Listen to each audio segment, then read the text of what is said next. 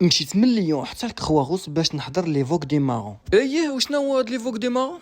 هو واحد المهرجان كيكون في ليون وكثر من 170 عام هو كيدار دابا، يعني هو مهرجان ليوني 100%. واصبح هذاك الشيء المهم هادشي ديال شات جي بي تي الاخوان ما تبقاش حمقوني الا غلط. هاد المهرجان هذا كيكون كل عام من 4 اكتوبر حتى ل 11 نوفمبر، يعني وللاسف سالا الوقت ديالو. ونزيدك انا راه مشيت في الدقيقه 90، مشيت من النهار الاخر ديالو، داكشي علاش قلت انا نصور لكم.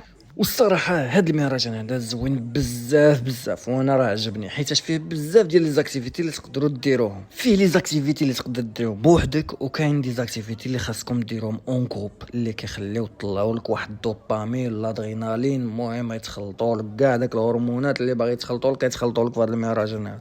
كاين دي زاكتيفيتي اللي غادي يخليوك تخدم عقلك، وكاين دي زاكتيفيتي اللي غادي يطيروا لك عقلك، بحال مثلا ديال لي سونساسيون فورت. راه كتطلع في مانيج خاصك تعيط للمونيندر وتقول لهم سلام سلم. مثلا كاينين العاب الحظ، وانا بالنسبه ليا ما كاين لا حظ لا والو، وما عمري حضرت على شي واحد هز هاد الشيء هذا. مثلا هاد السيد هذا كيحاول يهز داك البيلوش، ما جلست هنا 70 عام ما عمر شي واحد قدر يهزها. اخوان هاد الشيء هذا راه ما خدامش، هذا اغناك. هذا الفيديو الجاي غادي نبارطاجي معكم واحد لاكتيفيتي درتها تما، راه امبوسيبل، راه عالم اخر داكشي. هذا ما كان في هذا الفيديو، نشوفكم في لوك واحد اخر. تهلاو.